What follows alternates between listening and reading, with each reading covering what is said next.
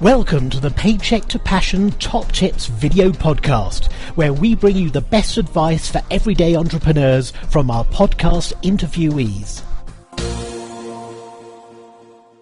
Okay, so what's on the show today then, Meredith? So Jasper, have you ever heard of Fiverr? I have. Fiverr is an amazing way to get stuff done for not very much money on the web. And our guest today tells you exactly how to get the most out of Fiverr with the least amount of frustration. So her name is Dina Eisenberg, and she just released a new book on the subject.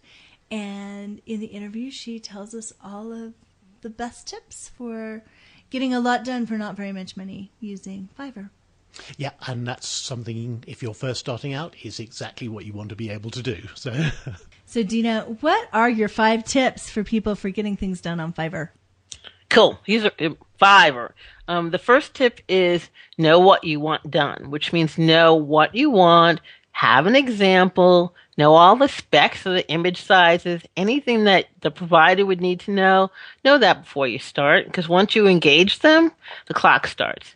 If you have any questions, you can always contact them before ordering. And in fact, on some of the gigs, they're like require you to contact them before you order. In fact, my gig is that way. So contact them if you have a question, because better you work it out beforehand before you order.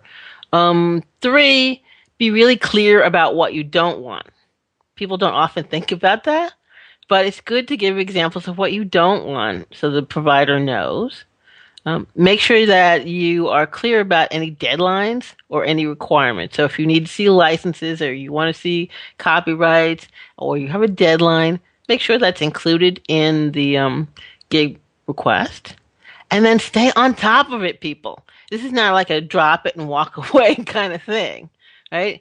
You very much want to be in contact with or available to the provider for questions in the first 24 to 48 hours. And in fact, if you're not paying attention, you can actually miss having your gig start.